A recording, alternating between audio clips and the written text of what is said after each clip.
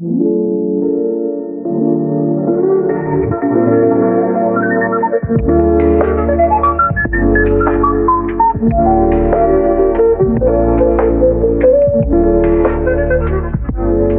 feel like you're just going through the motions? Like there's got to be more to life than just work, sleep, repeat. Oh, yeah.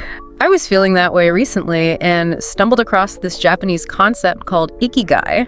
Okay. Apparently, it's been their secret to a fulfilling life for centuries. Wow. So today we're taking a deep dive into Ikigai using the Amazon description of the Ikigai Way, finding purpose and joy in life as our guide. It's fascinating how cultures develop these unique philosophies. Yeah. And Ikigai really resonates. Yeah. Because it's not about some mystical state of enlightenment. Right. It boils down to finding the sweet spot where what you love, what you're good at, what the world needs, and what you can be paid for all come together. Okay. That sounds amazing in theory, but how do we actually find this magical intersection? Right. The book breaks it down into 4 pillars. So let's start with the first one, passion. Okay. It seems pretty straightforward. Yeah. The book talks about exploring your interests and trying new things until you hit that spark of joy. Think of it like this. If you're truly passionate about something, it gives you this incredible energy. It makes you want to jump out of bed in the morning. Yeah. Eager to tackle the day. Right. Studies have even shown that people with strong passions tend to live longer and healthier lives. Wow. It's like your passion is fueling you from the inside out. Wow. Longer and healthier. Okay. Definitely paying attention now. Right. But the book also says to identify what brings you joy. That sounds like more than just trying random things. You're right. Yeah. It's about being really intentional. Okay. Take a moment to think about the activities that make you lose track of time. Yeah. Where you're completely absorbed and energized. Those are clues to where your passions might lie. So the first pillar is about that inner spark. Right. But Ikigai doesn't stop there, right? Right. The second pillar the book describes is mission. And this is where it starts to feel less about just you and more about having an impact on the world. Yeah. Mission is where your passion meets purpose. It's about taking that inner fire Okay. and using it to make a positive difference. Yeah. Leaving the world a little better than you found it. I love that. Yeah. The book encourages readers to identify their values and goals and figure out how those align with what the world needs. Right. So it's not just about what I want to do, Yeah. but how that fits into the bigger picture. Think about it this way. Okay. What problems do you care about solving? What changes do you want to see in the world? Okay. Your mission lies at the intersection of your passions and the needs of the world around you. This is starting to get really interesting. Yeah. So we've got passion, that inner drive, Right. and mission connecting that drive to a purpose. Exactly. Now, the third pillar, according to the book, is vocation. This is all about your talents, the things you're naturally good at. It's about understanding your strengths Okay. and leveraging them to create something of value. The book even suggests that everyone has talents they can develop and refine. Absolutely. So even if you're feeling lost, Yeah. there's something unique within you waiting to be discovered. It's like a treasure hunt. Oh. Sometimes our vocation is obvious. Right. Other times it takes a bit of digging and exploration to uncover. Yeah. There are even assessments, Okay. like the Strengths Finder test, Okay. that can help you pinpoint those innate talents. That's so cool. Yeah. So we've covered passion, the fuel, mission, connecting that fuel to a purpose. Right. And now vocation, using our natural talents to make a contribution. Exactly. But there's still one more pillar, right? Right. The final pillar, Nice one. and perhaps the most practical one, Okay. is profession. Okay. This is where Ikigai gets really interesting because it connects your purpose to making a living. And the book actually uses the phrase monetize their passions. So it's not just about finding a job. Right. It's about aligning your career with your Ikigai. This is where things can get tricky for some people. Yeah. Trying to find that balance between doing what they love and also being able to pay the bills. Right. But the beauty of Ikigai is that it encourages us to find that sweet spot where our work is both personally fulfilling and financially sustainable. It's almost like finding a job that doesn't feel like a job at all. Exactly. Because it's so aligned with who you are. Right. But what's fascinating here is that the book reminds us that it's not just about chasing a big paycheck. Yeah. It's more about finding a way to make your passion sustainable, creating a lifestyle where you can truly pursue your Ikigai without burning out or sacrificing your well-being.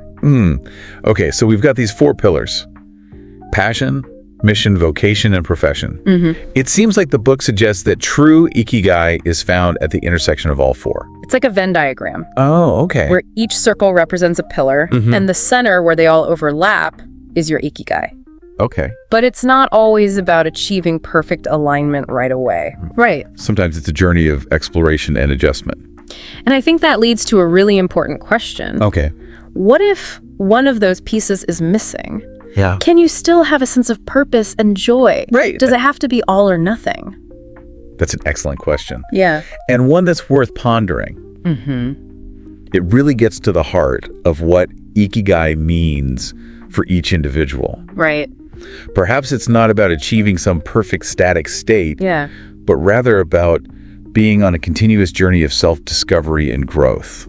So maybe it's not about having all the answers right away, Right. but rather about being open to the process of figuring it out. Exactly. And that journey itself might just be the key to unlocking a more fulfilling life. It's about being willing to experiment, to try new things, Yeah. and to see where those explorations lead you. So we've laid the foundation for understanding Ikigai in its 4 pillars, but how do we actually put this into practice? What specific steps can we take to uncover our passions and connect them to a greater purpose? Yeah. How do we bridge the gap between our vocation and profession? These are some great questions. Yeah. And that's exactly what we're going to delve into next. Okay.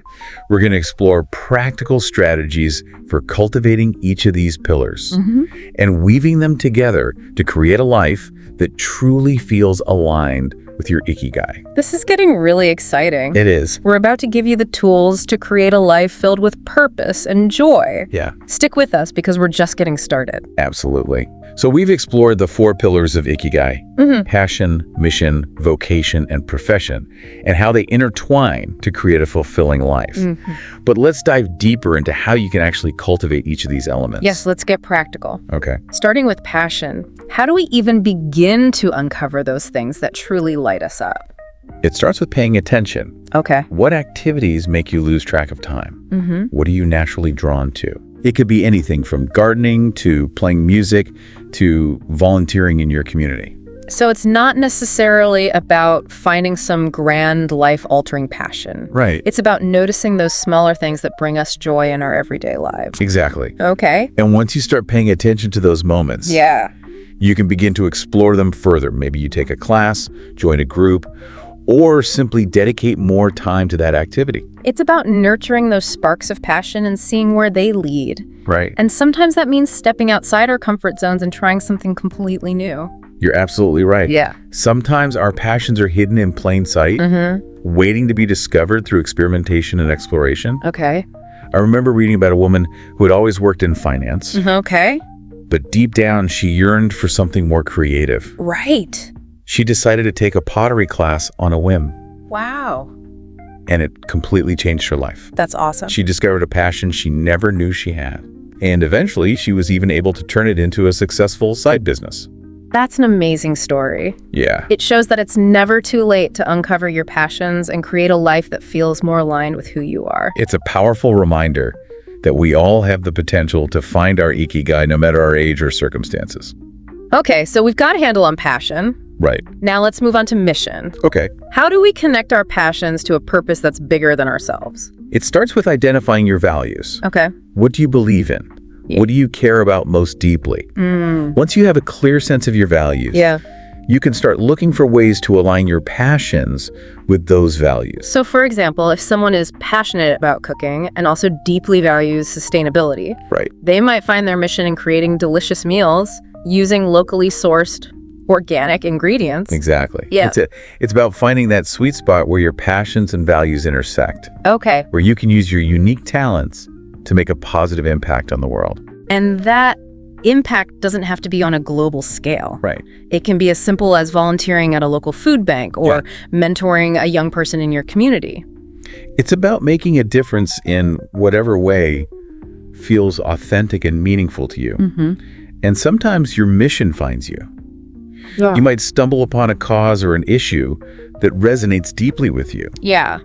And that's when you realize that your passions can be used to make a real difference. It's like a calling. Yeah. A sense that you're meant to do something specific with your talents and passions. And that brings us to vocation, the third pillar of Ikigai. Oh, okay. This is about identifying your natural talents and strengths and leveraging them to create something of value. Sometimes our talents are obvious. We might excel in a particular subject in school or have a natural knack for a certain skill, but other times our talents are more hidden, waiting to be discovered through experimentation and exploration. It's like unearthing a hidden treasure. Remember that finance professional who discovered her passion for pottery? Yes. She might have never known about that talent if she hadn't been willing to try something new. It's a great reminder to stay curious and open to new experiences. Right.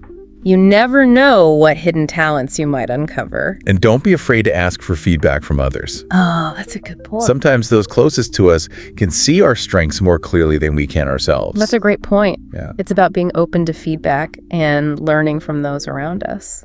And once you have a better understanding of your vocation, you can start looking for ways to develop and refine your skills. Oh, okay. Maybe you take classes, read books, or seek out mentors who can guide you. It's about investing in yourself and nurturing your talents so that you can reach your full potential. Okay, so we've covered passion, mission, and vocation. Now let's tackle the big one. Profession. Yeah. How do we find a way to make a living doing what we love? This is where Ikigai meets the real world. It's about bridging the gap between our passions and the practical need to earn a living. And that's not always easy. Right. It might involve some creative thinking, compromise, and trial and error. Yeah. But the rewards are worth it. Imagine waking up every day excited to go to work. I know. Feeling like you're making a difference and contributing something meaningful to the world. That's the power of aligning your profession with your Ikigai. Yeah. It's about finding work that feels like a calling, not just a job. But let's be realistic. Not everyone can just quit their job and pursue their passion full time. Of course not. Yeah. And that's where the concept of side hustles comes in. Okay, side hustles. It's about finding ways to explore your passions outside of your day job. So it could be anything from freelance work to starting a small business to simply dedicating a few hours each week to a creative pursuit. It's about creating space for your Ikigai, Okay. even if it's not your primary source of income. And who knows, maybe that side hustle eventually blossoms into something that allows you to fully embrace your Ikigai. This is giving me so much hope. Yeah. It's about taking those small steps and trusting that they can lead to something truly fulfilling. Exactly. Yeah. And remember that finding your Ikigai is a journey, not a destination. It's about constantly evolving and growing, Yeah. adapting to new circumstances, and always seeking out that which brings you joy and meaning. And sometimes the journey itself is the most rewarding part. Absolutely. It's about the lessons we learn, the people we meet, and the experiences we have along the way. We've talked a lot about the practical steps involved in finding your Ikigai, but there's another crucial element we haven't touched on yet. Okay. Mindfulness. Mindfulness. How does that tie into the concept of Ikigai? It seems like something you'd do on a yoga mat, not necessarily while figuring out your life's purpose. It might seem that way, but mindfulness is actually a powerful tool for connecting with yourself and your Ikigai. It's about being fully present in the moment, Right. paying attention to your thoughts, feelings, and sensations without judgment. So it's about quieting that inner chatter and really tuning in to what's going on inside. Precisely. Oh. And when you're more mindful, you're less likely to get caught up in the distractions and demands of everyday life. You're more able to focus on what truly matters Right. and make choices that align with your Ikigai.